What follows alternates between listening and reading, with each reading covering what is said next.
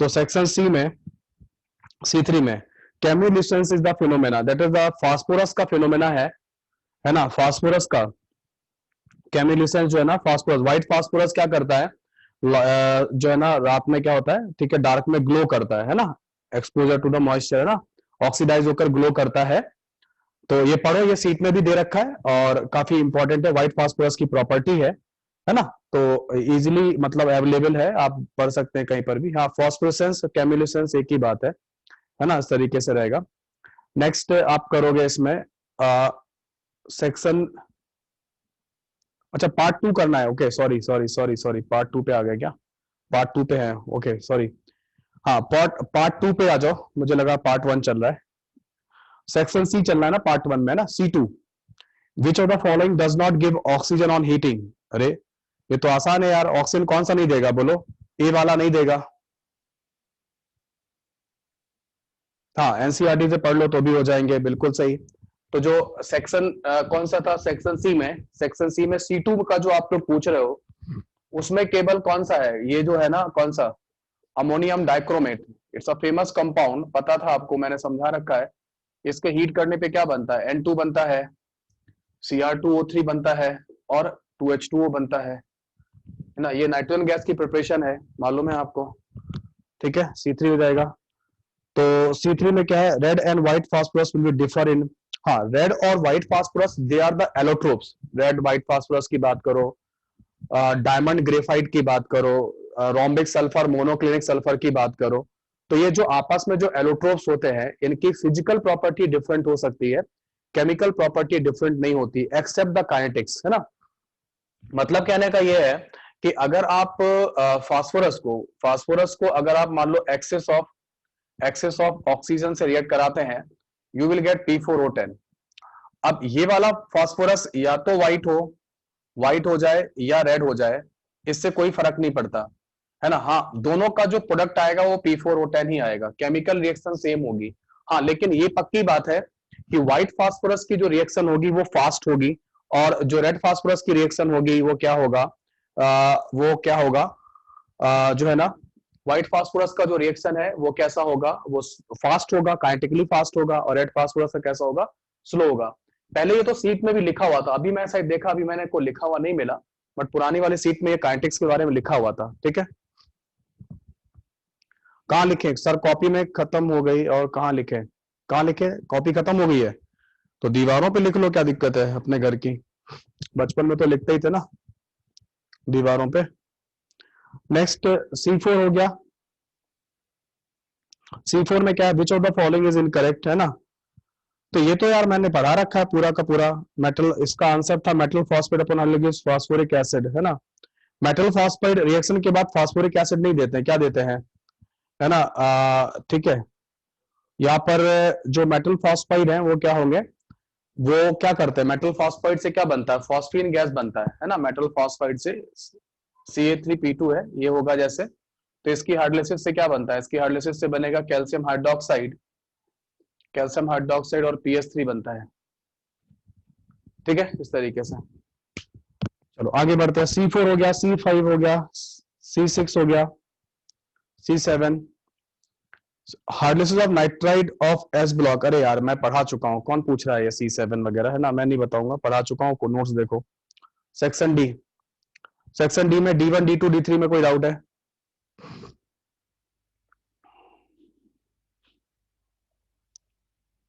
Screen share करके क्यों बताओ, आपके पास सीट नहीं है क्या। H2S बर्न करेगा ऑक्सीजन से तो ऑक्सीडाइज हो जाएगा, और क्या है, H2S जो है ना, H2S को अगर आप क्या कराओगे, सिंपल है, क्या लिख रहा है ये,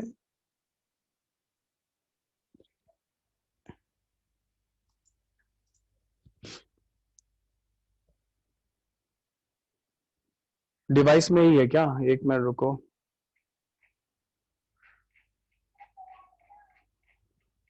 तो जो D3 है, D3 में क्या बोला कि, मैं एक बार रुक जाओ, D3 पे आता हूँ एक बार। सिंपल है, इसको आप ऑक्सीडाइज करा लो, सल्फर को किस में चला जाएगा, SO2 में चला जाना चाहिए। सल्फर जो है ना, that will go to the SO2 में चला जाएगा, सल्फर जो है ना वो SO2 में चला जाएगा, है ना।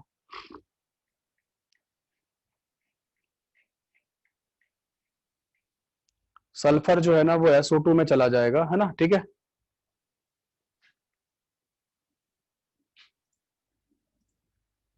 ये लो स्क्रीन शेयर कर दी। D3 की बात हो रही है, D3 का, तो H2S को बर्न करोगे ऑक्सीजन से तो क्या होगा, सल्फर का ऑक्सीडेशन होगा, सीधा फंडा ये है।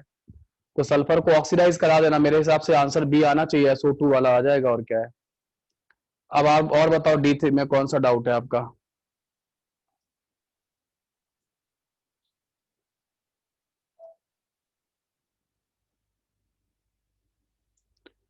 D4 के बाद D6 में डाउट है ना।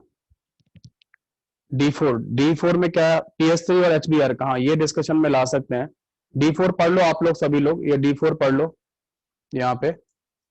PH3 और HBr की हार्डलेसेस हो रही है ना, इसको हम लोग पढ़ लेते हैं, ठीक है, ओके। ये हो गया, क्या हो गया प्रियांशु, बोलो। Hello sir. क्या हुआ प्रियांशु। सर मेटल सर आपका यूट्यूब चैनल में मेटलर्जी का लेक्चर 2 नहीं है सर। आ रही है आपकी, क्या हुआ, एक मिनट रुको, सेटिंग चेंज, अब बोलो जरा, क्या बोल रहे हो।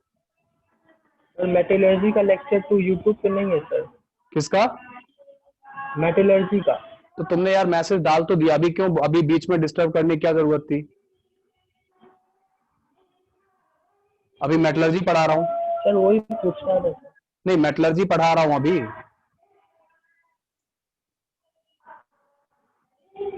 जो चीज पढ़ाता हूँ उस पर ध्यान ही नहीं देते हो, दुनिया भर की बात करते हो यार। जब तुमने मैसेज डाल दिया ना, मैं देख लिया है। अब ऐसा तो है नहीं कि एकदम तुमने मैसेज डाला और मैं एकदम घुस के पूरा फटाफट देख के तुम्हें दे दूंगा आंसर। अब मैसेज मिला है तुम्हारा, देखूंगा यार, है ना। अजीब ही लोग हो तुम ठीक है लोग, मतलब तुम तो बस अभी ऐसे चाहते हो ना, जैसे कि जो है ना, बस हमने कुछ क्वेश्चन किया हमारा को, तो बस अभी आंसर मिलेगा तुरंत का तुरंत, है ना। कितनी बार कहता हूँ कि यार जो पढ़ा रहा हूँ उस पर फोकस करो, जो पढ़ा रहा हूँ उस पर फोकस करो। जब दिमाग वहां रहता ही नहीं है, कैसे दोगे एग्जाम यार। जब एक जगह एग्जाम जब रहता ही नहीं है, जो चीज पढ़ाई जा रही है उस पर ध्यान है। ये कर लिया क्वेश्चन तुमने, सीट अटेम्प्ट की थी नहीं की थी। हाँ, D4 क्वेश्चन पे आते हैं वापस, ठीक है, D4 क्वेश्चन पे आओ। देख लिया, ऐसा नहीं कि मैं मैसेज देखता नहीं हूँ, देखता हूँ भाई, सबका मैसेज देखता हूँ, लेकिन जितना टाइम मिलता है उसके हिसाब से रिस्पॉन्ड करता रहता हूँ। एक मैं ही हूँ, मेरे पास कोई स्टाफ तो है नहीं कि मैं अलग से किसी को लगा दूं काम पे, और वो कोई वो जानेगा नहीं, उसको क्या पता स्टाफ को भी लगाऊंगा तो मेटलर्जी का दूसरा लेक्चर कौन देगा तुमको, कौन ढूंढ के देगा, देना तो मेरे को ही पड़ेगा।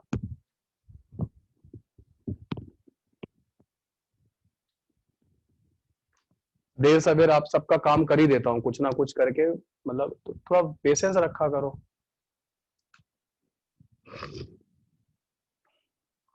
नेक्स्ट है, इसमें हम लोग क्या बात कर रहे थे, D4 अच्छा क्वेश्चन था, देख लो आप, है ना।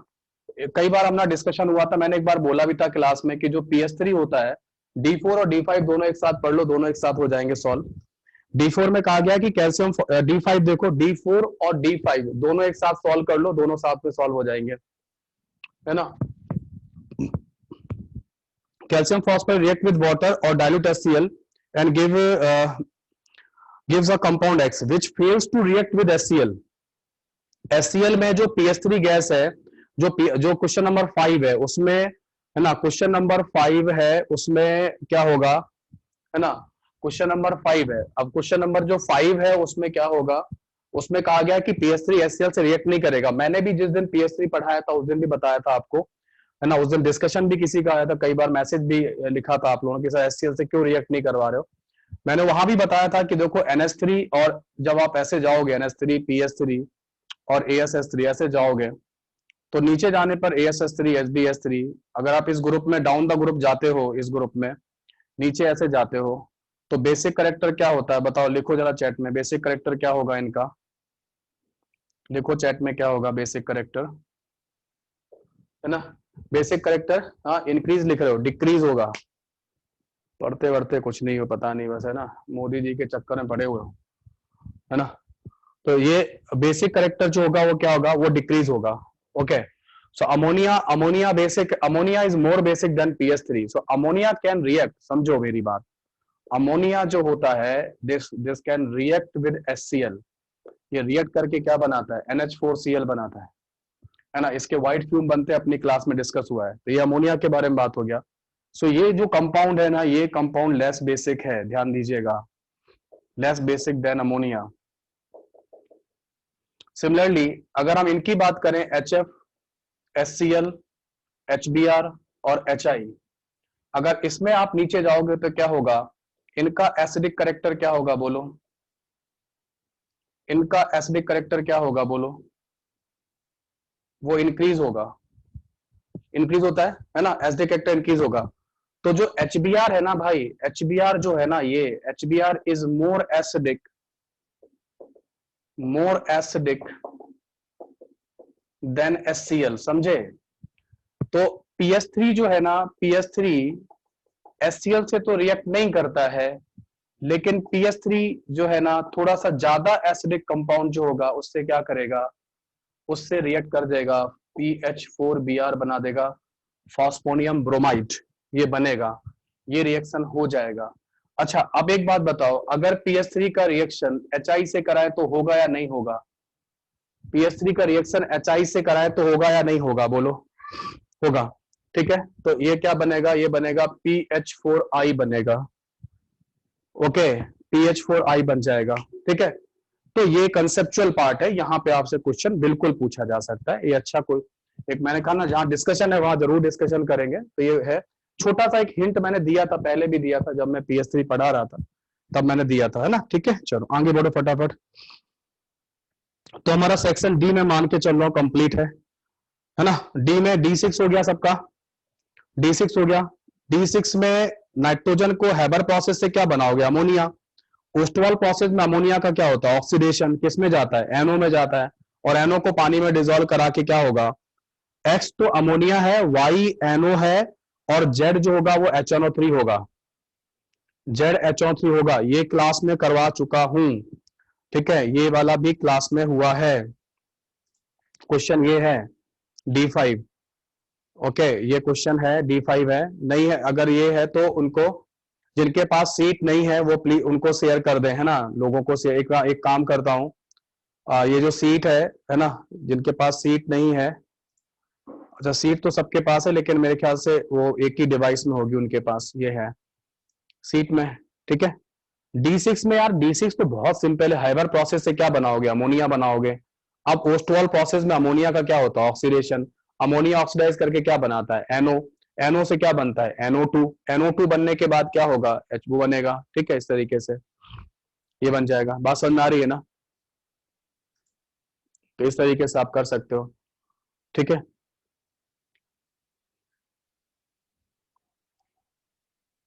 हाँ, रिडॉक्स पॉसिबल नहीं है, बिल्कुल सही, किसने लिखा है, कुछ ने लिखा है D4 में लोएस्ट ऑक्सीजन नंबर है तो रिडॉक्स पॉसिबल नहीं है, बिल्कुल सही है, रिडॉक्स वहां पे नहीं होगा, ठीक है। चलिए अब आप मुझे ई सेक्शन बता दो फटाफट, लास्ट सेक्शन डिस्कस करेंगे। नहीं, बी ऑप्शन होगा D6 का, NH3NO और HNO3, ठीक है। ई सेक्शन में आ जाओ, ई सेक्शन में कोई डाउट है ना। E3, E3 में तो क्या बन जाएगा, E3 में N2O5 बन जाएगा ना, डी ऑप्शन। E1 भी बताना है, E1 में मैं आपको रिएक्शंस बता देता हूँ सारी, और क्या है यही बताऊं, और क्या है, E1 बता देता हूँ, रिएक्शन बता देता हूँ सारी, रिएक्शन आप लोग देख लो जो भी है, और मैं बोर्ड पे आ रहा हूँ अब इसको लेकर, ठीक है। तो E1 जो है ना, उनको देखो E1 कैसे चलेगा, E1 नंबर क्वेश्चन।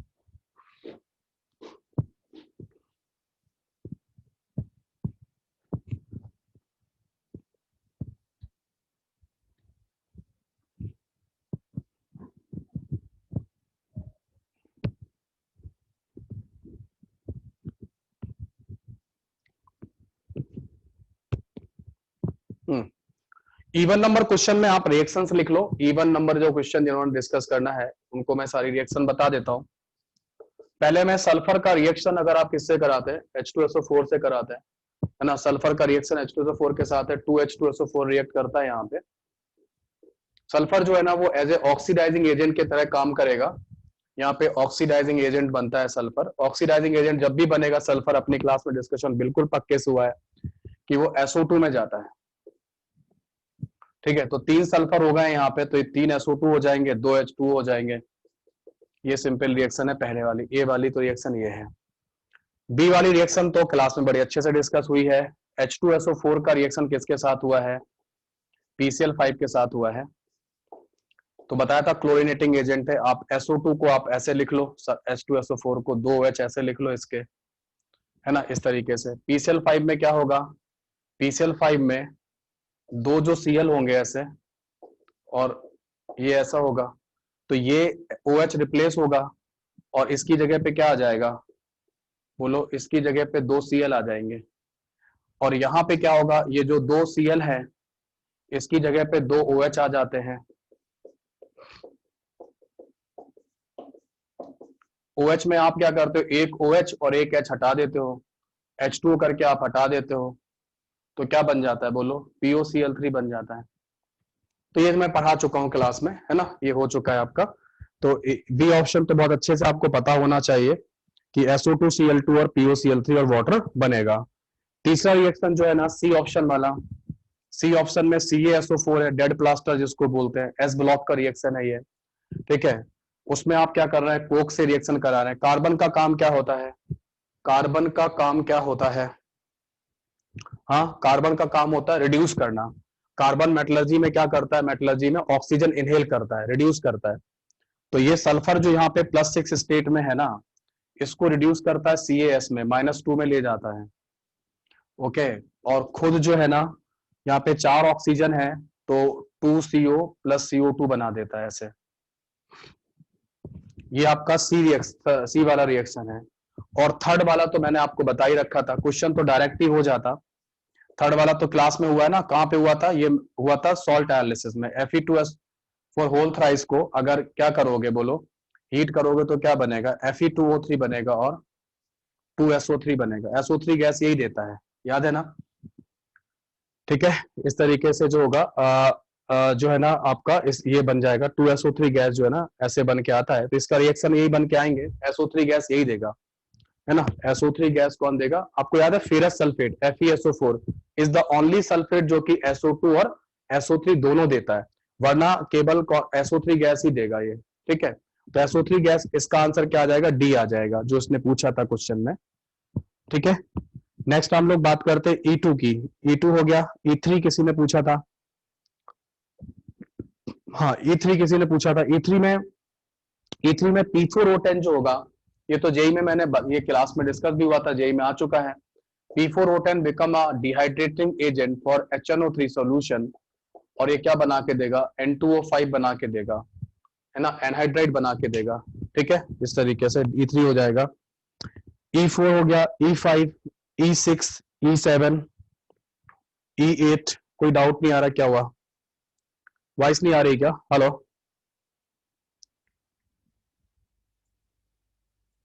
नेक्स्ट है E5, E6, E7, E8 में कोई डाउट है?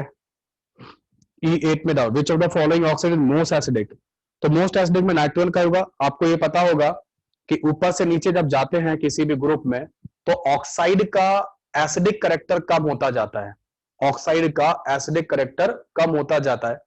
ठीक है, इस तरीके से, है ना, ऑक्साइड का एसिडिक करेक्टर जो होता है वो कम होता जाएगा। तो सबसे ज्यादा जो एसिडिक ऑक्साइड कौन बनाएगा? नाइट्रोजन का बनेगा। फिर फास्फोरस का उससे कम बनेगा, आर्सेनिक का, एंटीमनी का और बिस्मथ का तो बेसिक हो जाता है। बिस्मथ का तो ऑक्साइड बेसिक हो जाता है, because bismuth is a typical metal. ठीक है, तो आज ये डिस्कशन रोकते हैं, बाकी FGH नेक्स्ट क्लास में करेंगे। 15 मिनट पूरे हो गए, है ना। ठीक है, E6 में किसी को डाउट था? E6 में क्या कह रहा है? Following are neutral oxide except NO2 gas, है ना, NO2 गैस, बाकी सारे न्यूट्रल हैं including carbon monoxide. NO2 gas के बारे में एक मैंने ग्रुप नंबर और एक ऑक्सीडेशन नंबर वाला कंसेप्ट बताया था, पता नहीं आप लोग भूल गए शायद। ग्रुप नंबर और ऑक्सीडेशन नंबर वाला एक कंसेप्ट बताया था, उसमें NO2 का डिस्कशन हुआ था। इट्स अ मिक्स एनहाइड्राइड के नाम से जाना जाता है। इसको पानी में डिसॉल्व करोगे तो क्या बनेगा? HNO3 बनेगा और HNO2 बनेगा। तो ये एसिडिक कंपाउंड बन रहे हैं, इसका मतलब है कि एसिडिक ऑक्साइड होगा। ठीक है, तो ये मैंने पढ़ाया हुआ है, प्लीज आप पढ़िए इनको चीजों को। E2O5 तो सारे एसिडिक होते हैं, यस E2O5 सारे एसिडिक होंगे, बिल्कुल होगा, लेकिन उसमें से जो मोस्ट एसिडिक होगा वो नाइट्रोजन का होगा, है ना। E2O5 सारे एसिडिक होते हैं, लेकिन उसमें जो मोस्ट एसिडिक होगा वो नाइट्रोजन का होगा। नीचे जाने पे एसिडिक करेक्टर जो होगा वो कम होता चला जाएगा। ठीक है, डन डना डन हो गया। चलो आगे बढ़े। तो बताओ भाई, पिछली क्लास में हमने कहां पे खत्म किया था, क्या चल रहा था अपनी क्लास में? प्रीवियस क्लास में क्या चल रहा था? लास्ट हेडिंग बताओ क्या थी? वैलेंसी फैक्टर चल रहा था, वैलेंसी फैक्टर ऑफ सॉल्ट चल रहा था। सॉल्ट में सॉल्ट का कैलकुलेशन हो गया था। उसमें कौन सा एग्जाम्पल हुआ था क्लास में? एक मिनट रुको, अखिल क्या दिखा रहा है? अखिल का मैं कॉपी देख लेता हूँ। रुक जाओ अखिल, अभी ऐसे ही रखना हो कॉपी को। बस ये लास्ट का ना FeSO4 का ही डिस्कशन हुआ था आखिरी, है ना। ठीक है, डन, चलो थैंक यू। ठीक है अखिल, हो गया, आ गया समझ में, है ना।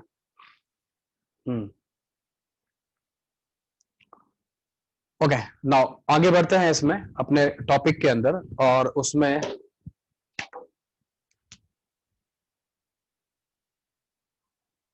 ना पोटास एलम लास्ट नहीं था, ये सही है। ऑक्सीडेशन नंबर वाला जो था वो बता दिया था मैंने।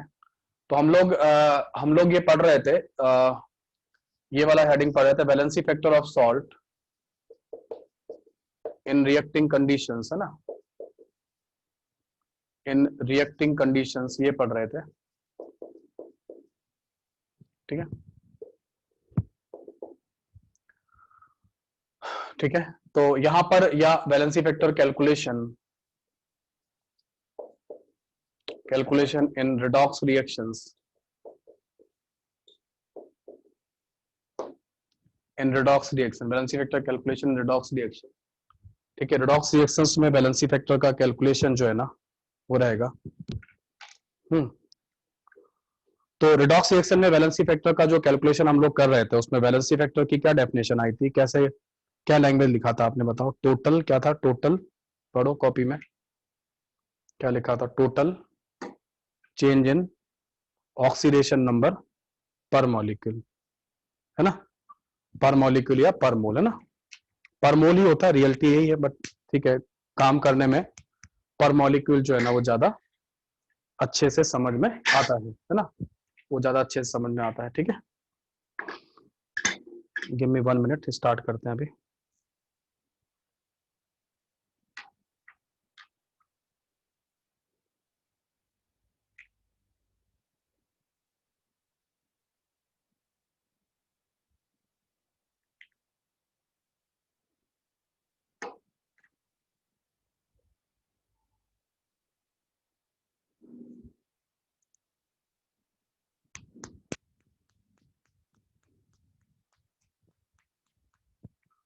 हाँ जी, तो जो वैलेंसी फैक्टर का जो कैलकुलेशन था वो क्या था? वो था टोटल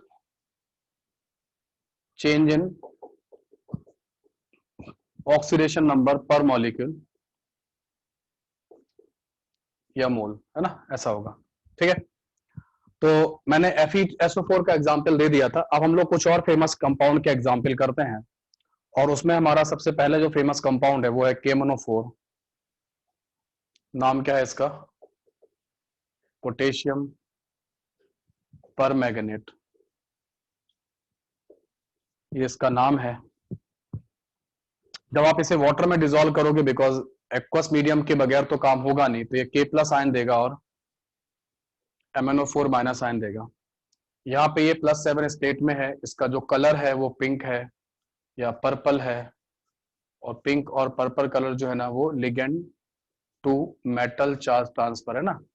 LTMCT याद है ना, ligand to metal charge transfer. वो मैंने कोऑर्डिनेशन कंपाउंड में पढ़ाया था। अगर नहीं पता है तो अभी कोई दिक्कत नहीं है, जिनको मालूम है उनकी कोई बात नहीं, जिनको नहीं मालूम है उनको वो हटा दें। मेरे ख्याल से बी फेज में अभी हुआ नहीं है, इसलिए इसकी बात ना की जाए तो ज्यादा अच्छा है। ठीक है, कोऑर्डिनेशन कंपाउंड मत करो अभी, है ना। तो ये पर्पल कलर आता है इसका। Okay, it's a good oxidising agent, highest oxidation number है, इसलिए ऑक्सीडाइजिंग एजेंट होगा। अब ये अलग अलग मीडियम में अलग अलग ऑक्सीडाइजिंग एजेंट होता है ना। ठीक है,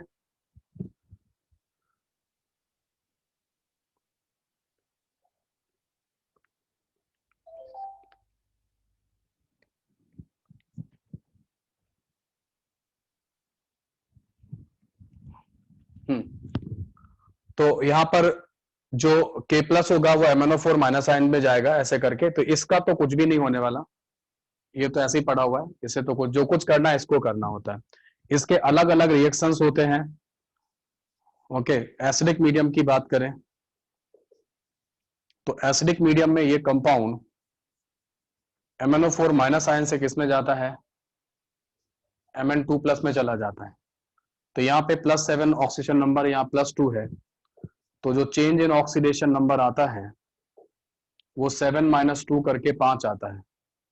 तो यहाँ पे जो एसिडिक मीडियम में जो वैलेंसी फैक्टर आता है वो 5 आता है ना, फेमस वैलेंसी फैक्टर है। इक्विवेलेंट वेट कितना आएगा बोलो, m/5 आएगा, है ना, इस तरीके से। ठीक, दूसरा अब लिखो, है ना, इसमें हम लोग बात करते हैं स्ट्रांगली बेसिक मीडियम की, बी पार्ट है इसका। स्ट्रांगली बेसिक मीडियम,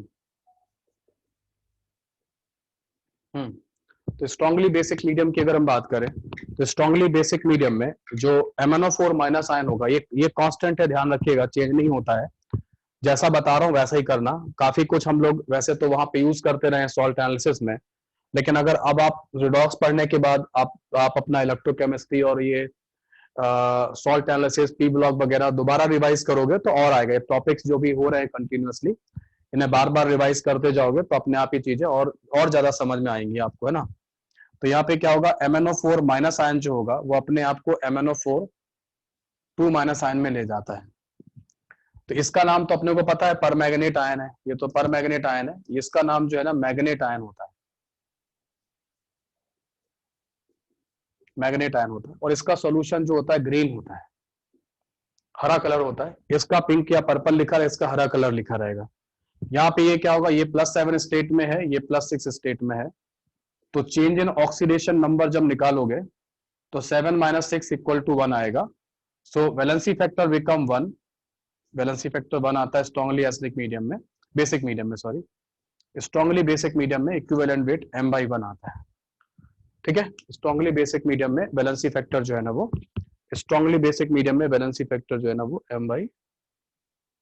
m/1 आता है। ठीक है, m/1 की वैल्यू आती है। ठीक है,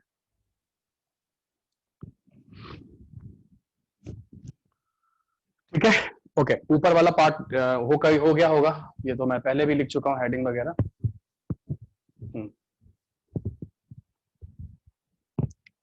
नाउ सी ऑप्शन, सी वाला पार्ट है ये, और वो है weekly basic medium, weekly basic medium. Weekly basic medium में क्या होगा, MnO4 माइनस आयन अपने आप को एक कंपाउंड में कन्वर्ट करता है जिसका नाम है MnO2। सो MnO2 में कन्वर्ट करेगा, और MnO2 is a black oxide,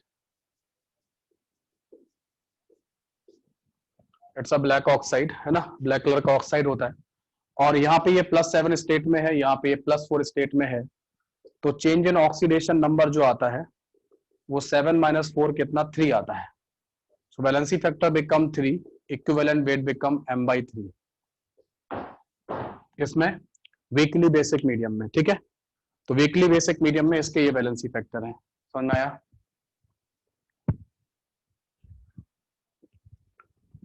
तो अगर हम इसकी बात करते हैं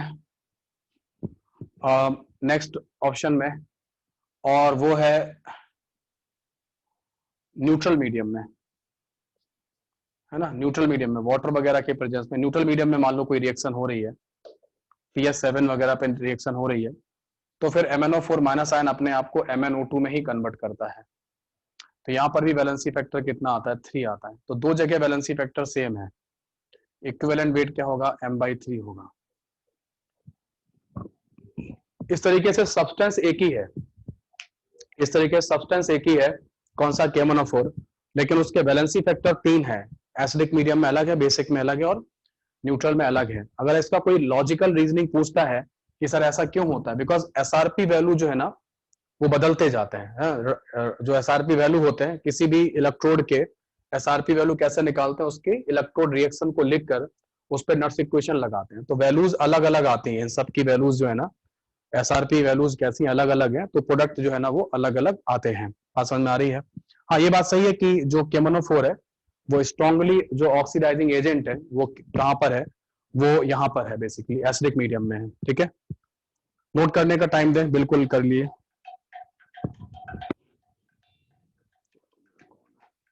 हेलो हेलो,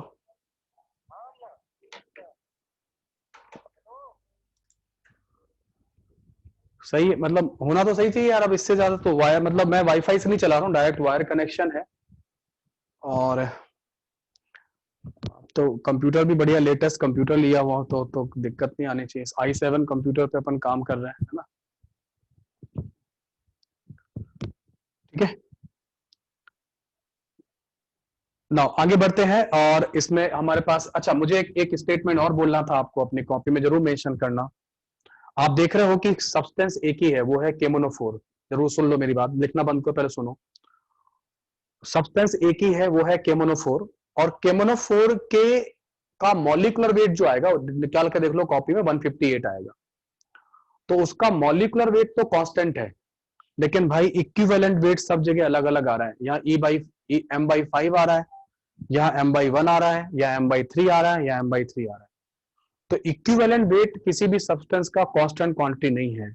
मॉलिक्यूलर वेट किसी भी सब्सटेंस का कांस्टेंट क्वांटिटी होता है ना? इक्विवेलेंट वेट जो है ना, कि एक सब्सटेंस के एक से ज्यादा हो सकते हैं, लेकिन जो है ना ठीक है, सी जो होगा उसमें वो एक से ज्यादा हो सकते हैं, इक्विवेलेंट वेट एक से ज्यादा हो सकते हैं, लेकिन मॉलिक्यूलर वेट जो है ना वो एक से ज्यादा नहीं हो सकते।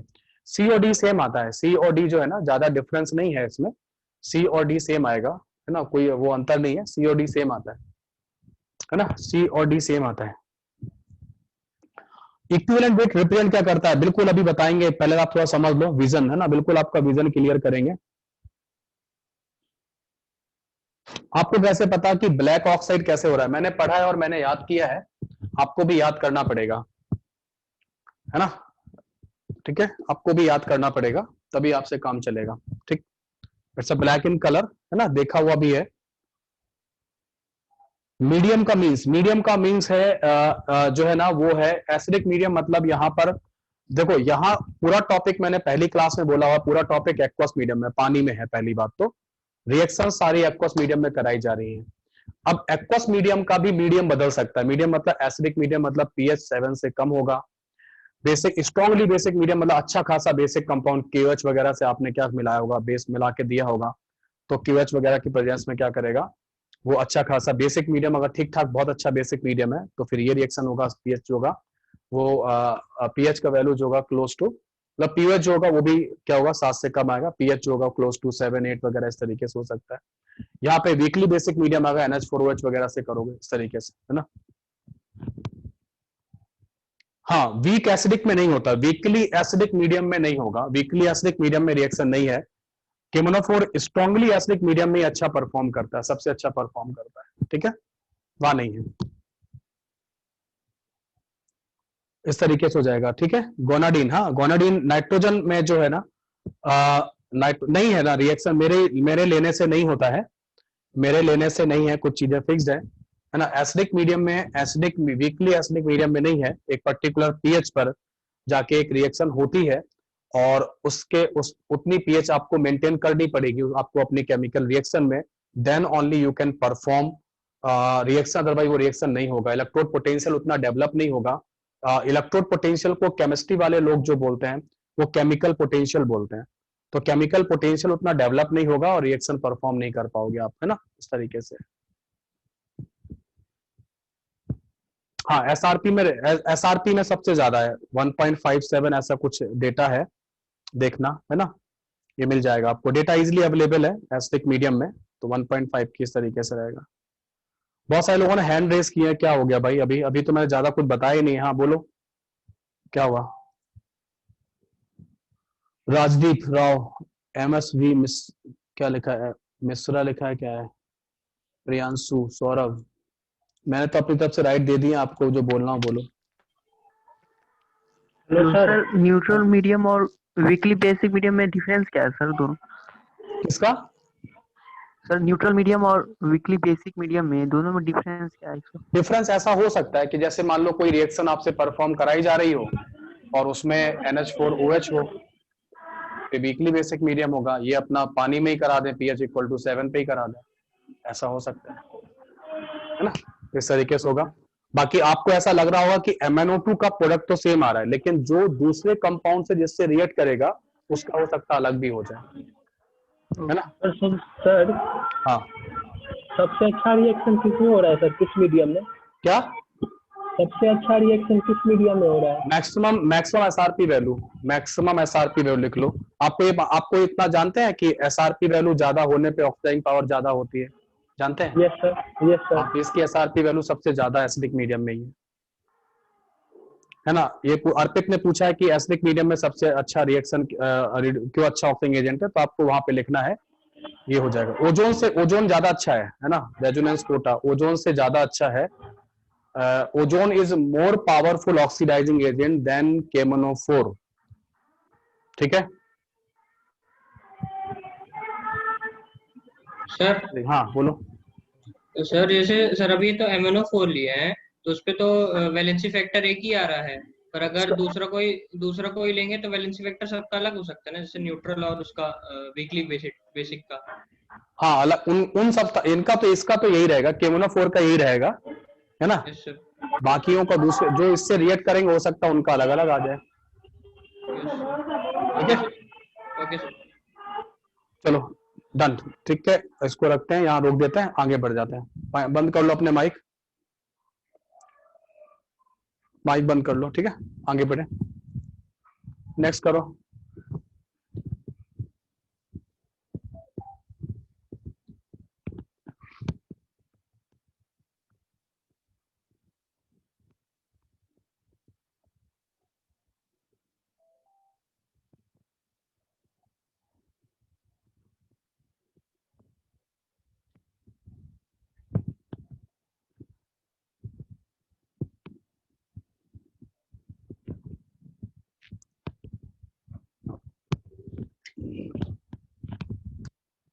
नेक्स्ट फेमस कंपाउंड जो हमारी केमिस्ट्री में हम लोग यूज करते हैं वो है K2Cr2O7।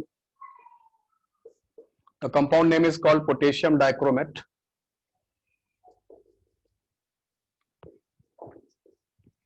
पोटेशियम डाइक्रोमेट जो है ना एसिडिक मीडियम में,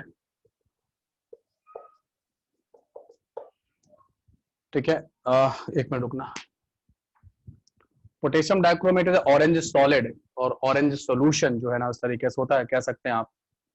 K2Cr2O7 भी 2K प्लस और Cr2O7 2 नेगेटिव देगा, है ना। Cr2O7 2 नेगेटिव देगा। यहाँ पे इसका कुछ नहीं फालतू पड़ा हुआ है, केवल ये +6 स्टेट में है, इसकी वजह से कलर जो है ना ऑरेंज कलर का आता है। और यहाँ पे भी लिगेंड से चार्ज ट्रांसफर, यहाँ पे चार्ज ट्रांसफर वाली एक मैकेनिज्म पढ़ाते हैं हम लोग कोऑर्डिनेशन कंपाउंड में, वहां से कलर आता है, ठीक है।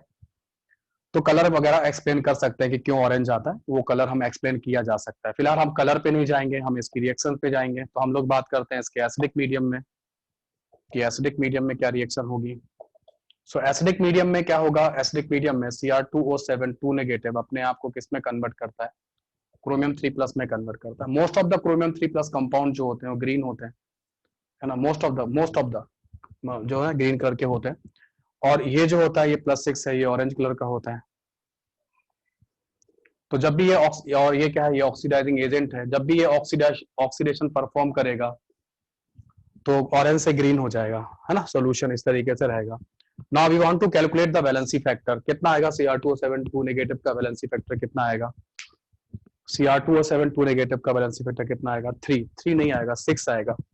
बिकॉज वैलेंसी फैक्टर का डेफिनेशन क्या है, total change in oxidation number per molecule, total change in oxidation number per molecule. तो यहाँ पे क्या होगा, +6 से +3 में जा रहा है, 3 का चेंज है, लेकिन एक एटम के लिए इस पूरे मॉलिक्यूल में 2 क्रोमियम एटम है, ठीक है। मतलब हम ऐसे लिख सकते हैं, आपको इजीली समझ में आएगा। चेंज डेल्टा का मतलब चेंज है, चेंज इन ऑक्सीडेशन नंबर पर एटम जो है ना वो कितना होगा, वो होगा 3। लेकिन अगर हम change in oxidation number per molecule निकालते हैं तो वो हो जाएगा 3 × 2 कितना, 6। So that become the valency factor कितना आ जाएगा, 6 आ जाएगा।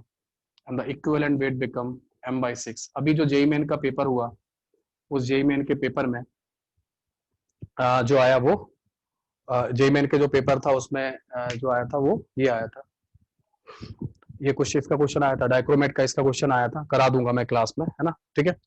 इस तरीके से समझ में आ गया। 6 कैसे आया, समझ में आ गया ना, 6 कैसे समझ में आ गया ना। हाँ, मतलब यहाँ पे मैं और समझा सकता हूँ अगर आपको नहीं आया।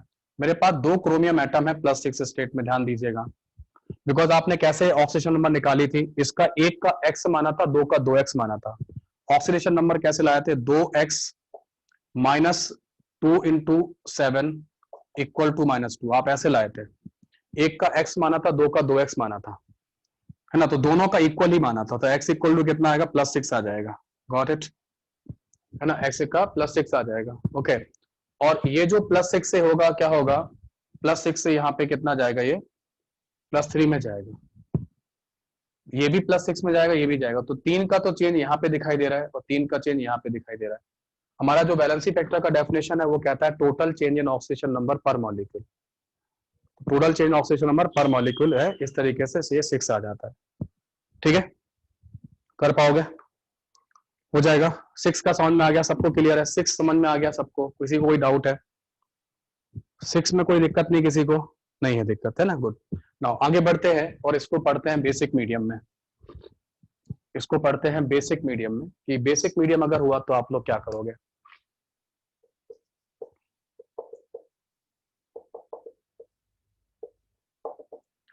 तो बेसिक मीडियम में क्या होता है, बेसिक मीडियम में एक्चुअली Cr2O7 2 नेगेटिव अपने आप को कन्वर्ट करता है CrO4 2 नेगेटिव। वैसे मैं शायद समझाया होगा, मैंने वहां पे सॉल्ट एनालिसिस में जरूर समझा दिया होगा, ठीक है, इस तरीके से।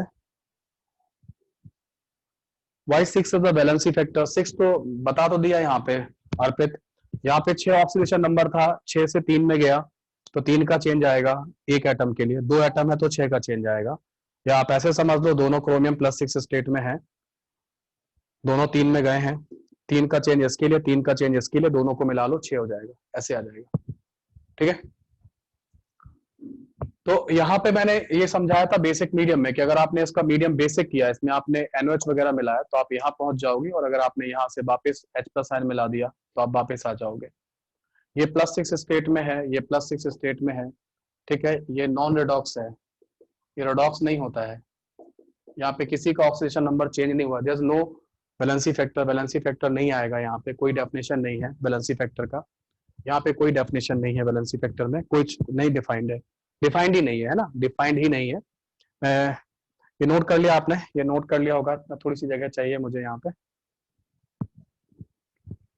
मैं बस इतना लिख देता हूँ कि भाई ये है stable in acidic medium, acidic medium में आपको अगर काम, तो ये स्टेबल है, और ये कंपाउंड किसमें स्टेबल है, स्टेबल इन बेसिक मीडियम। इसीलिए आपको याद होगा जब हमने क्रोमाइल क्लोराइड टेस्ट किया था तो CrO2Cl2 की जो वेपर्स थी, CrO2Cl2 मतलब क्रोमाइल क्लोराइड की जो रेड कलर की वेपर्स थी, उनको हमने NOH में पास किया था, तो NOH में जब पास किया तो मीडियम हो गया था बेसिक, और ये +6 का कंपाउंड है, तो NOH में पास करने पर क्या होगा, NOH में पास करने पर आपको याद होगा कि ये Na2CrO4 बना था, और Na2CrO4 का कलर कैसा था, येलो था, है ना, येलो था, ठीक है, तो Na2CrO4 का कलर जो था वो येलो था, ये नोट कर लिया होगा आपने। और मैं आपको इसका कलर तो बता ही चुका हूं, इसका ऑरेंज होता है, और क्रोमेट का जो होता है वो येलो कलर का होता है, येलो सॉल्यूशन होता है, और इसको हम लोग क्या बोलते हैं, क्रोमेट आयन बोलते हैं, क्या बोलते हैं, क्रोमेट। ये क्या होता है, डाइक्रोमेट, और ये क्या होता है, ये स्टेबल होता है basic medium, stable in basic medium, ठीक है। और इससे हम लोग ऑक्सीडेशन परफॉर्म नहीं करते हैं, है ना, इससे हम लोग oxidation, yes it is a precipitating agent, कुछ लोगों को पता है, अभय को याद भी है, वेरी गुड, बहुत अच्छी बात है, ये प्रेसिपिटेटिंग एजेंट होता है, और ये ऑक्सीडाइज, जब हमें केमिस्ट्री में ऑक्सीडेशन परफॉर्म करना पड़ता है तो क्रोमियम के कंपाउंड को हम एसिडिफाई करके इसमें कन्वर्ट कर लेते हैं और ऑक्सीडेशन परफॉर्म करवाते हैं, और जब हमें रिडक्शन परफॉर्म कर, जब हमें प्रेसिपिटेशन परफॉर्म करना होगा, हम उसमें NOH ड्रॉप वाइज मिलाकर इस सॉल्यूशन को ऑरेंज से येलो करते हैं, और फिर हम प्रेसिपिटेशन परफॉर्म करा ले जाते हैं। तो ये प्रेसिपिटेटिंग एजेंट है और ये ऑक्सीडाइजिंग एजेंट है, तो इसको हम लोग ऑक्सीडाइजिंग एजेंट बोलते हैं, क्योंकि इसका हाई SRP वैल्यू है, SRP वैल्यू ज्यादा है, इसका 1.33 वोल्ट है, इसका केवल 0.34 वोल्ट, ऐसा कुछ डेटा है, पॉइंट्स में डेटा, 1 से बड़ा है ही नहीं, तो ये क्या है, ये हमारा प्रेसिपिटेटिंग एजेंट है। तो मैंने इसको दोबारा बता दिया है, ठीक है। मैं यहाँ रोक देता हूं अपना काम, आप लोग नोट कर लीजिए और मैं इसके आगे बढ़ूंगा, ठीक है। चैप्टर बड़ा नहीं है यार, एक्चुअली प्रॉब्लम क्या है कि मुझे ये पता नहीं है कि कितना पढ़ा दिया गया कितना नहीं पढ़ा दिया गया। तो मैं क्या करता हूँ, सब कुछ कवर करने की कोशिश करता हूँ तो थोड़ा बढ़ जाता है चैप्टर, वो वाली बात है।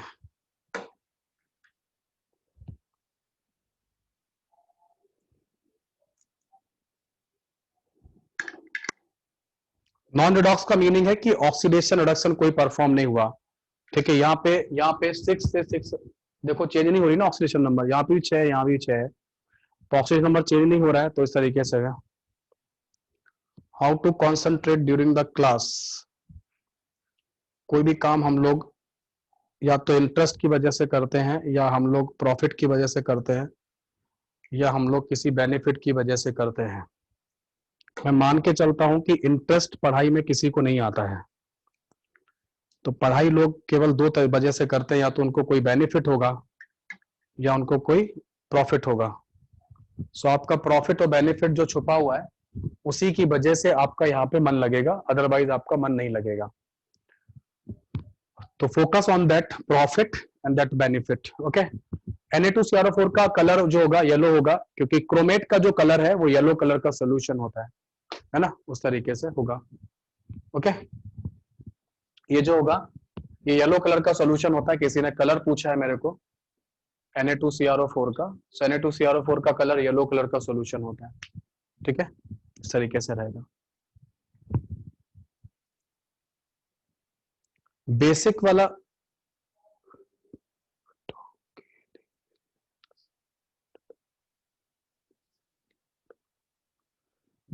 मैं ये कह रहा हूं कि इसका जो SRP वैल्यू है, जहां तक मुझे कंफर्म है डेटा, इट इज 0.34 वोल्ट जैसा डेटा है, बहुत कम है SRP, तो इसकी ऑक्सीडाइजिंग पावर बहुत कम है। इसका यूज लोग प्रेसिपिटेट बनाने में करते हैं।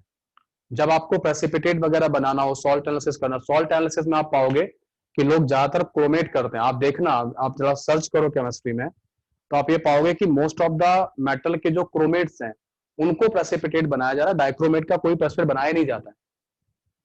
डाइक्रोमेट का जो यूज है, क्योंकि इसका 1.34 वोल्ट है, 1.33 वोल्ट SRP वैल्यू ज्यादा है, तो इसकी ऑक्सीडाइजिंग पावर जो है ना वो क्या होगा, उसकी ज्यादा होती है, मतलब केमोनोफोर से कम होती है लेकिन होती ज्यादा है।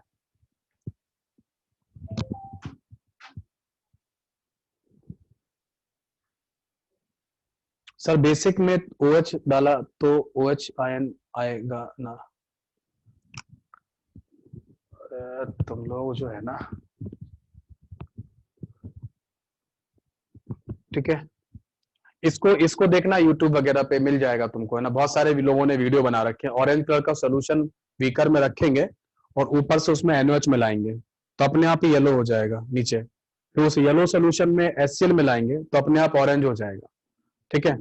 तो वो ये कह रहा हूँ, OH आयन का मतलब OH आयन नहीं है। OH आयन केवल मीडियम प्रोवाइड करेगा, मीडियम एक्वस मीडियम का pH बदलेगा, एक्वस मीडियम का pH बदलने से स्पीशीज बदल जाती है, ये समझा रहा हूँ, ठीक है। इस तरीके से रहेगा, ओके। अरे तुम MB मिश्रा जी के क्यों, कौन कह रहा है ये?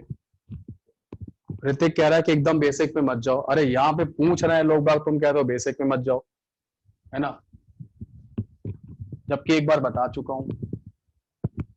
अब कोई पूछता है तो बताना पड़ता है कि यार चलो ठीक है, छोटी बात है, क्योंकि ज्यादातर चीजें यही रहती हैं कि चलो बेसिक तो क्लियर हो जाए, बाकी तो सब ठीक हो जाएगा बाद में। आगे बढ़ते हैं, नेक्स्ट रिएजेंट पे आ जाते हैं। अच्छा, एक चीज और यहाँ पे समझाना था मुझे। अब अगर आप जैसे कभी फंसते हो, मान लो एक चीज और समझ लो, मैंने अभी ये रिएक्शन लिखा था, है ना। अब आप न्यू डेफिनेशन पे आ जाओ, कुछ नई डेफिनेशंस आपको पढ़ाते हैं, है ना, बताते हैं क्या है। देखो अभी आपने किया था Cr2O7 2 नेगेटिव को क्रोमियम 3+ में कन्वर्ट किया था एसिडिक मीडियम में, किया था। मीडियम जब एसिडिक था तो वैलेंसी फैक्टर कितना आया था, 6 आया था, सबको याद है ना, ये आया था, ठीक है।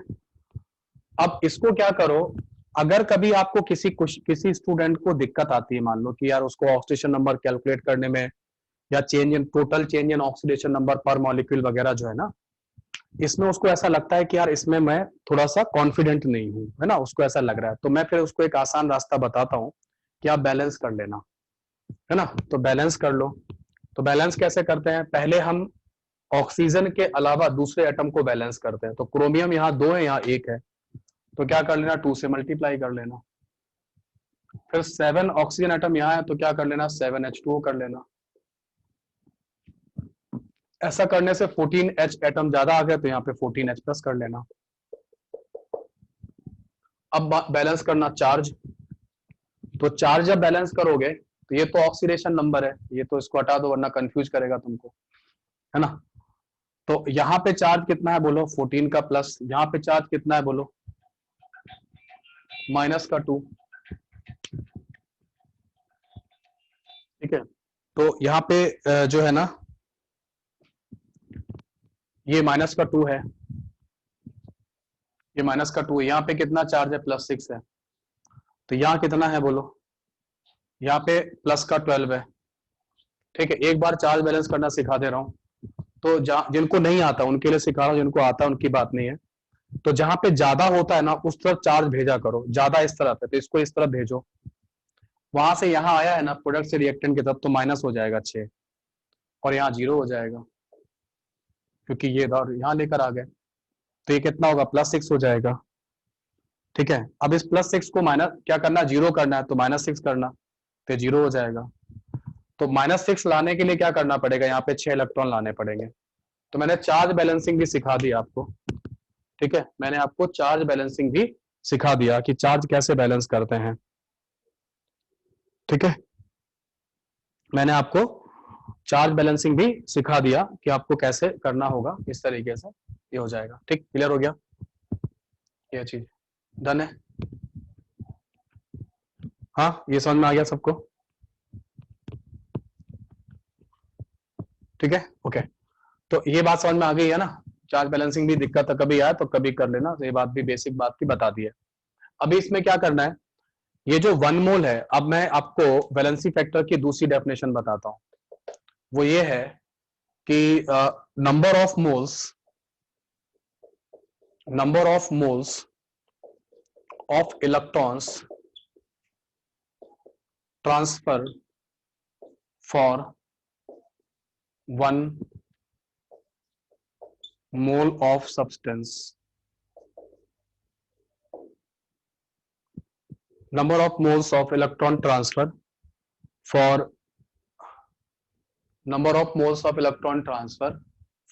1 mole of substance, है ना। 1 mole of substance के लिए number of moles of electron transfer जो है ना वो बताने हैं आपको। ठीक है, तो ये आपका वैलेंसी फैक्टर का। तो यहाँ पे कितना मोल है, 1 मोल है। ये 1 मोल दिख रहा है आप लोगों को, ये 1 मोल दिखाई दे रहा है। इस 1 मोल के लिए कितने मोल इलेक्ट्रॉन ट्रांसफर है, 6 मोल। तो इसका वैलेंसी फैक्टर कितना आ जाएगा, 6 आ जाएगा। ऐसे है। इसका इक्विवेलेंट वेट क्या लिखोगे बोलो, m/6 लिखोगे। इक्विवेलेंट वेट का मैं नया डेफिनेशन बताता हूँ, E का नया डेफिनेशन बताता हूँ, है ना। Mass of substance reacted or formed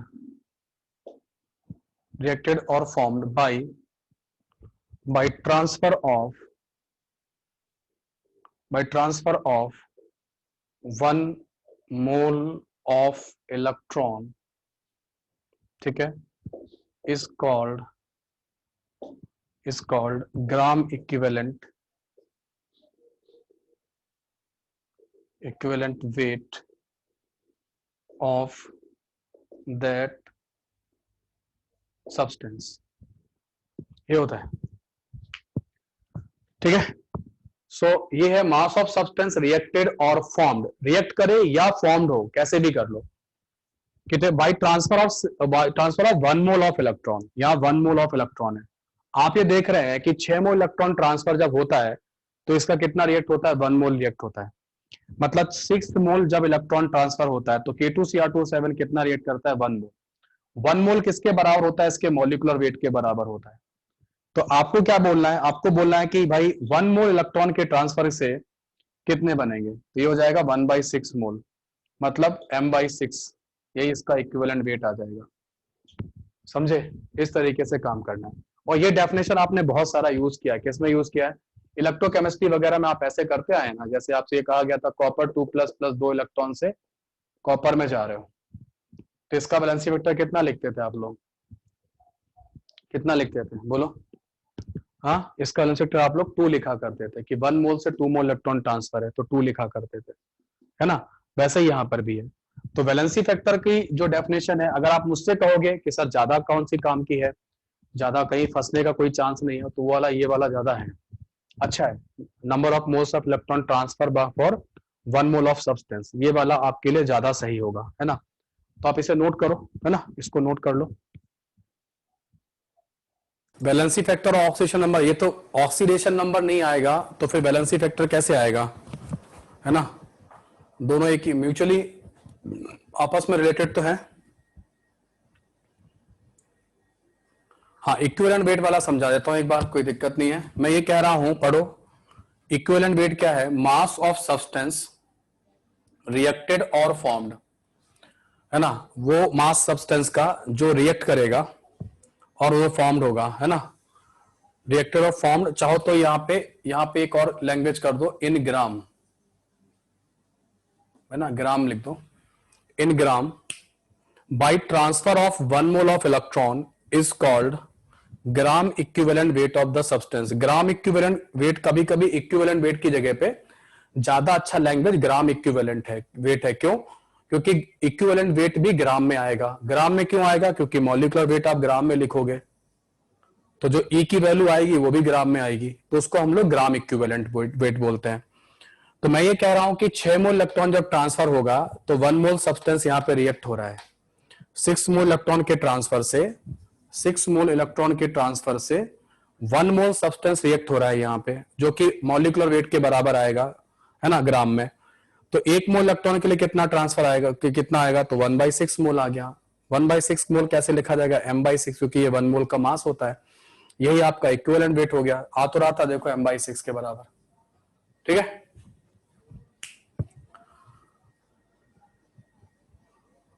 है ना?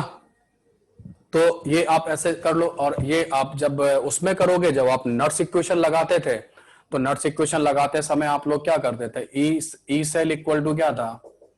ई naught cell minus 0.059 divide by n log of Q. तो ये जो एन हुआ करता था, ये क्या हुआ करता था बोलो? एन ये नंबर ऑफ इलेक्ट्रॉन ट्रांसफर, तो यही तो 6 लिखा करते थे यहाँ पे, है ना? इसी को लिखा करते थे, ठीक है? Electron transfer. ओके, आगे बात समझ में, है ना? इस तरीके से।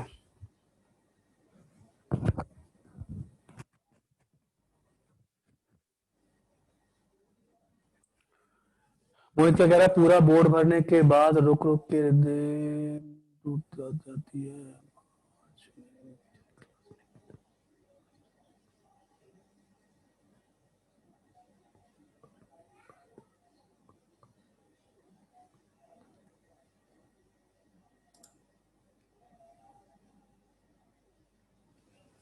ठीक है, चलो आगे बढ़ते हैं।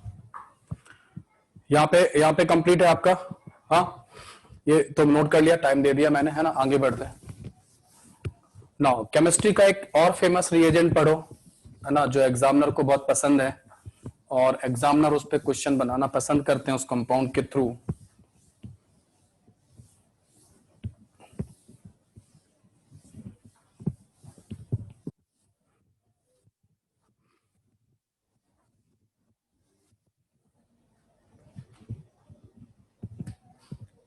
ठीक है, और वो कंपाउंड है हमारा H2C2O4। That compound is called oxalic acid.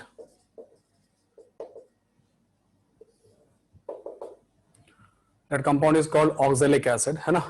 तो ऑक्सैलिक जैसा नाम है इसका, ऑक्सैलिक एसिड। बेसिकली इसका स्ट्रक्चर जो है ना, वो इस तरीके से है। तो एक डाई बेसिक एसिड है, ये डाई बेसिक है।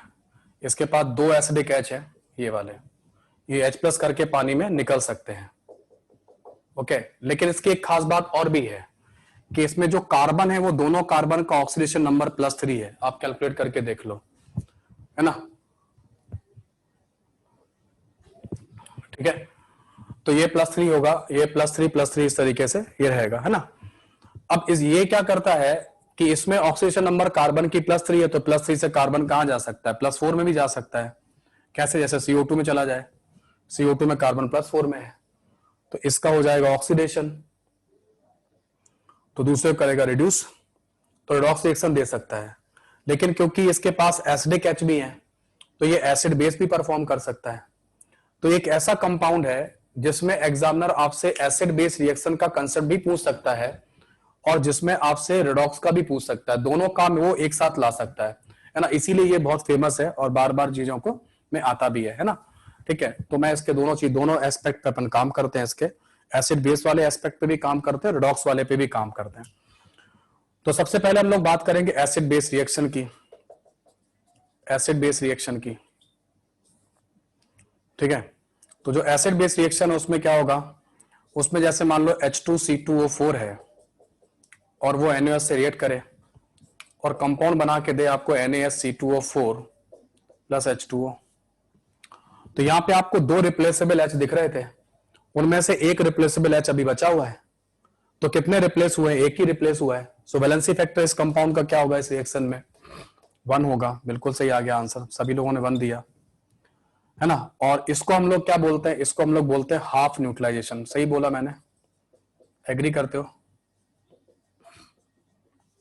हाफ न्यूट्रलाइजेशन, क्योंकि 2 में से एक अभी विकेट गिरा है, एक भी मेंटेन है ना, हाफ न्यूट्रलाइजेशन है। और अगर मैं ऐसा लिखूं H2C2O4 plus 2NaOH will give you Na2C2O4 plus 2H2O, then यहां पे 2H प्लस थे, दोनों गायब हो गए, तो यहां पे बैलेंसी फैक्टर कितना हो जाएगा बोलो, 2 हो जाएगा। इसको हम लोग बोलते हैं कंप्लीट न्यूट्रलाइजेशन।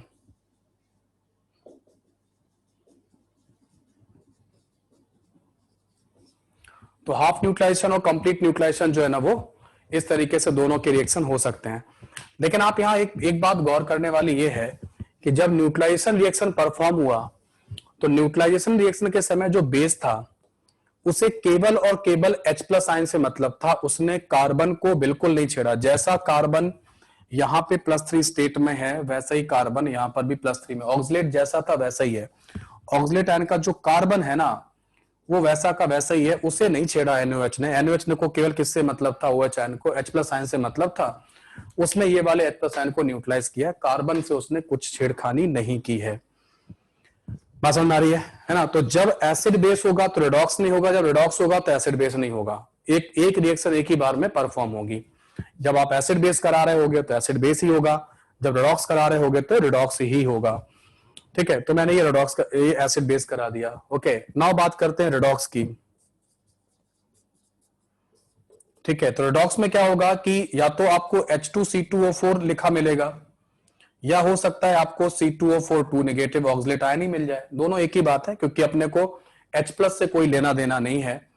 इन दोनों केस में कार्बन का ऑक्सीडेशन नंबर +3 है, इसे कोई भी ऑक्सीडाइज कर सकता है, KMnO4 K2Cr2 कोई भी ऑक्सीडाइजिंग एजेंट इसको क्या कर सकता है, ऑक्सीडाइज कर सकता है। तो ये ऑक्सीडाइज होकर कहां जाता है, CO2 में जाता है।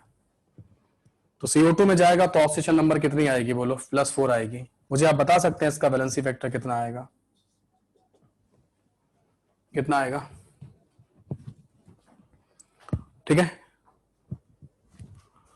तो ये +3 से +4 में जाएगा, तो +3 से जब +4 में जाएगा तो 1 का चेंज है, लेकिन यहां पे कार्बन 2 है, C2O4 में कार्बन 2 है, 2 है। देखो ये +3 वाला ये भी है, +3 वाला ये भी है, ये भी +4 में जा रहा है और ये भी +4 में आ रहा है। तो 1 का चेंज इसके लिए है और 1 का चेंज इसके लिए है, तो बैलेंस फैक्टर कितना हो जाएगा, 2 हो जाएगा। इस तरीके से ऑक्सीलेट आयन का बैलेंस फैक्टर 2 हो जाएगा। ठीक है, तो जब आप रिडॉक्स कराओगे तो कौन करेगा, ऑक्सीलेट आयन रिएक्ट करता है, और जब आप एसिड बेस कराओगे तो केवल कौन रिएक्ट करेगा, H प्लस आयन रिएक्ट करेगा। एसिड बेस रिएक्शन का मतलब है H plus ion OH ion के बीच में रिएक्शन, और रिडॉक्स में तो आपको पता है कि ऑक्सीडेशन वगैरह होगा, वो चेंज होगा। तो इस तरीके से ये काफी अच्छा कंपाउंड है ना। इसी का यूज करते हुए अभी वैसे तो मैं पढ़ाता हूं, हर बार पढ़ाता हूं, ऐसा कभी हुआ नहीं है कि ये कंपाउंड पढ़ाया नहीं है, लेकिन इस बार स्पेशली मैंने देखा कि भाई आया उसमें फेरस ऑक्सलेट, ये कंपाउंड यही पूछा गया था फेरस ऑक्सलेट के बारे में। फेरस ऑक्सलेट तो FeC2O4 है। FeC2O4 ऑक्सीडाइज होने के बाद इसका ऑक्सीडेशन होगा और ये किस में चला जाता है, ये चला जाता है Fe3+ में और CO2 में। क्या आप मुझे इसका वैलेंसी फैक्टर बता सकते हैं फेरस ऑक्सलेट का? क्या आप मुझे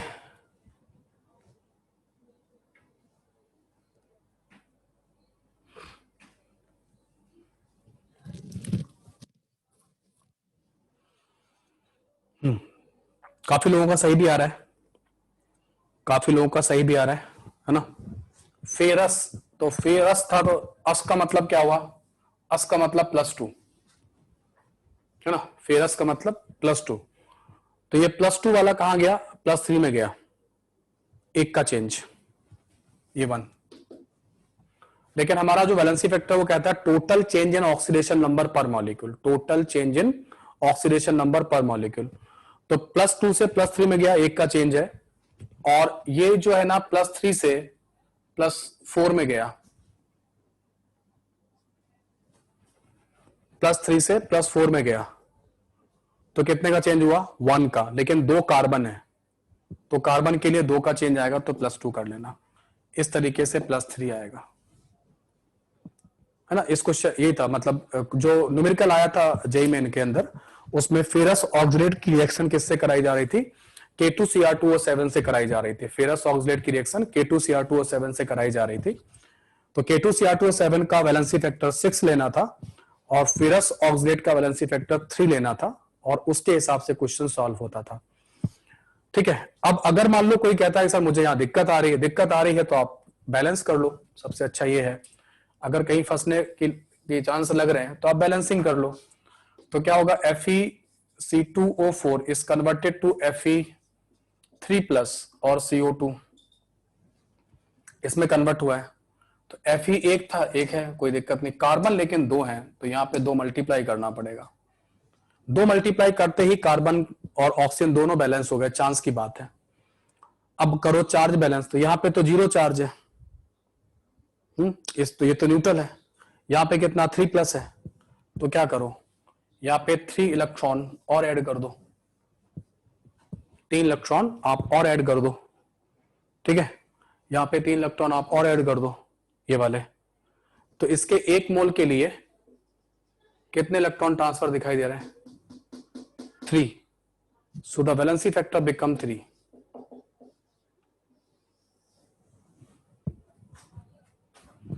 इसलिए मैं कह रहा हूं कि आपको बैलेंसिंग भी आनी चाहिए, आपको बैलेंसिंग भी आनी चाहिए। बात समझ में आ रही है? यहां तक क्लियर है सबको? कोई doubt? Just type SCR, super clear, अगर सबको समझ में आ रहा है। ठीक है, डन।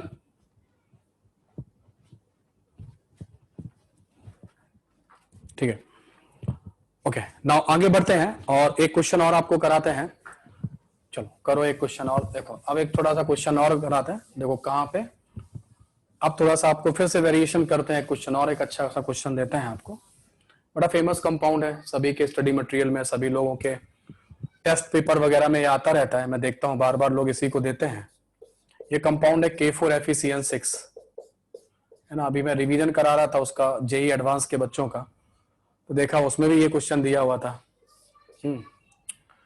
तो ये ऑक्सीडाइज होने के बाद ये कंपाउंड जो है ना Fe3+ में जाता है, CO2 में जाता है, NO3- में जाता है। मुझे आप इसका वैलेंसी फैक्टर बता सकते हैं कितना आएगा?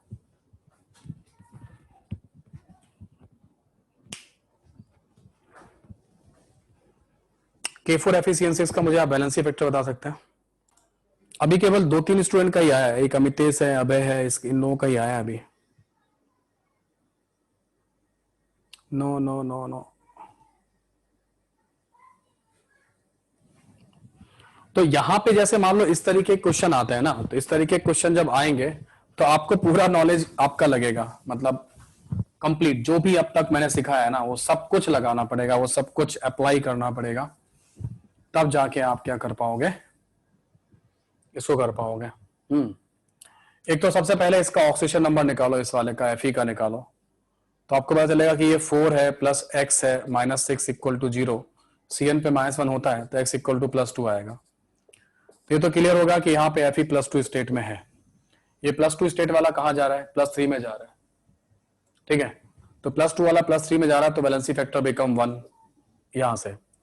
लेकिन हो क्या रहा है कि जो Cn है, ये जो Cn वाला जो है ना सिचुएशन, समझो ये Cn कहां से आया था? SCN से आया था, ऐसे है ना। Cn कहां से आया था? SCN से आया था। और कैसे हुआ था? यहाँ पे ये इस तरीके से बॉन्डिंग हुई थी, याद है? ऐसे ये रहेगा। तो SCN से ये H+ आयन आप हटा दो यहां से, तो ये Cn -n बन जाएगा। बन जाएगा नहीं बन जाएगा? तो मैं H+ आयन हटा दे रहा हूं, Cn -n बन गया। तो Cn -n में क्या होगा? एक तो ये कार्बन का अपना इलेक्ट्रॉन है जो 0 से लिखा है, जो क्रॉस करके लिखा है मैंने इलेक्ट्रॉन, ये किसका इलेक्ट्रॉन है? ये आपका क्रॉस करके जो इलेक्ट्रॉन लिखा गया है वो H एटम का इलेक्ट्रॉन है। अब आप इसमें वो लगा लो अलग अलग, जो अब यहाँ पे किसका कंसेप्ट आएगा? इंडिविजुअल ऑक्सीजन नंबर का। यहाँ पे किसका कंसेप्ट आएगा? इंडिविजुअल ऑक्सीजन नंबर का कंसेप्ट आएगा। तो उसमें क्या होगा? ये नाइट्रोजन के पास जाएंगे बिकॉज इसकी इलेक्ट्रॉन ज्यादा है, इसके पास 2 बचेंगे इलेक्ट्रॉन, तो 4 - 2 से 2 आएगी ऑक्सीडेशन नंबर। इसकी 5 - 8 करके कितनी आएगी? -3 आएगी। अब ये +2 से कहां जा रहा है? +4 में जा रहा है। +2 से कहां जा रहा है? +4 में जा रहा है। कितने का चेंज है? 2 का चेंज है। लेकिन अपने पास जो कार्बन है वो 6 है, तो 6 कार्बन के लिए कितना चेंज हो जाएगा? बोलो, ये 12 का चेंज हो जाएगा। आ रही बात समझ में? 6 कार्बन के लिए हमारे लिए 12 का चेंज हो जाएगा। और जो हमारा नाइट्रोजन एटम है, समझे, जो नाइट्रोजन एटम है वो क्या होगा? तो जो नाइट्रोजन एटम है उसका ऑक्सीडेशन नंबर कितना चेंज होगा? -3 से कहां जा रहा है? बोलो, +5 में जा रहा है। तो 8 का चेंज है, -3 से +5, यहां से यहां 8 का चेंज आएगा, है ना। अब इस 8 का चेंज तो एक एटम के लिए आएगा भाई। नाइट्रोजन तो अपने पास 6 एटम है Cn में, यहां पे 6 है, तो आप क्या करोगे? 8 × 6 करोगे तो 48 है। 48 और 12 कितना होगा? 60, और +1 कितना आ जाएगा? 61 आंसर आएगा। 61 आ जाएगा। ठीक है। अब मान लो किसी को ये नहीं आता है, कोई कहता है, उसको लगता है कि यार उसमें थोड़ा सा प्रेशर बिल्डअप होता है, कहता है कि यार नहीं, ये नहीं बैठ रहा मेरे से, तो बैलेंस करने की कोशिश करेगा, तो बैलेंस कर लो। तो बैलेंस करेगा तो पोटेशियम हटा दो, क्योंकि पोटेशियम यहां है नहीं और उसका ऑक्सीजन नंबर चेंज हो नहीं रहा है, तो क्या कर लेना? तो आप FeCN6 4 - आयन कर लेना, यहां से Fe3+ कर लेना, यहां पे CO2 कर लेना और नाइट्रेट आयन कर लेना। तो Fe से Fe बैलेंस, कार्बन से कार्बन बैलेंस करो, नाइट्रोजन से नाइट्रोजन बैलेंस करो। यहां पे कितने हो गए? 6 दूनी 12, तो O एटम हो गए, और 18 ये हो गए, 12 और 18 हो गए 30, तो 30 तो यहां पे हो जाएंगे H2O, और 60 H+ आयन हो जाएंगे। या सुनो, 60 H+ आयन हो जाएंगे, है ना। तो आप इसको देख लो, यहां पे आपको 4 जब बैलेंस करोगे तो आपको यहाँ पे 61 इलेक्ट्रॉन बैलेंस करने पड़ेंगे, अपने आप ही आ जाएगा। इसके 1 मोल से जो है ना, देख लो, मेरे को याद है आपको, 1 मोल से कितने आएंगे? 61 इलेक्ट्रॉन आ जाते हैं। तो इस तरीके से आप ऐसे भी कर सकते हो, ये बैलेंसिंग करके भी किया जा सकता है। बात समझ में आ रही है ना। ये कर लेना ऐसे करके। ओके, नाउ अब हम लोग क्या करते हैं, एक आपको न्यूमेरिकल दे देते हैं होमवर्क के लिए, करके लाना, थोड़ा सा बैलेंसिंग फैक्टर की प्रैक्टिस करके करना, है ना। एक क्वेश्चन देता हूं आपको, है ना।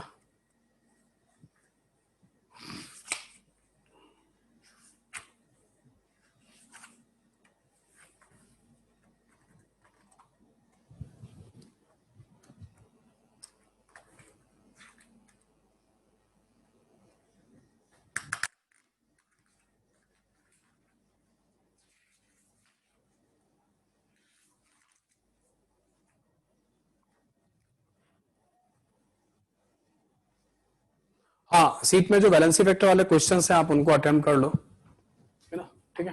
को अटेंड करो। ये हटा रहा हूं मैं ना।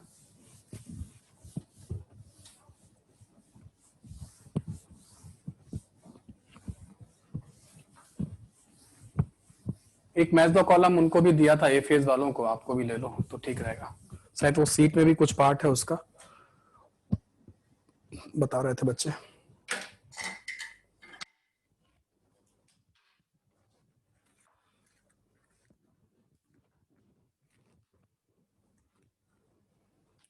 तो यहां पे क्या होगा, फर्स्ट में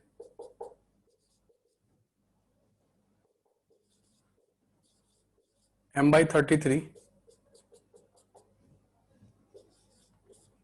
m/27 m/28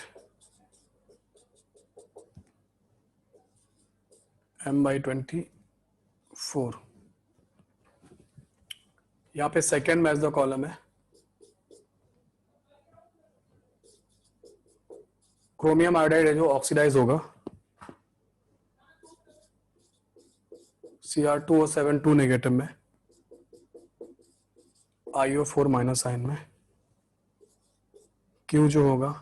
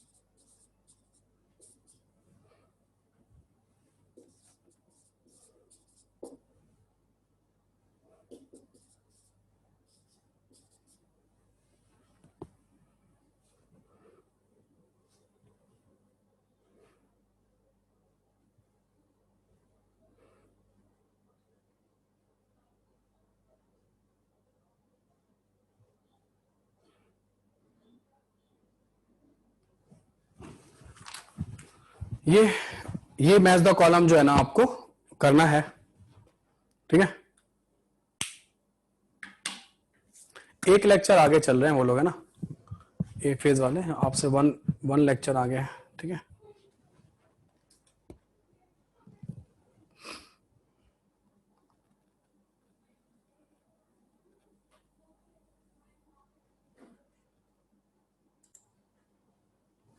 देख लो, आप इसको कर लो।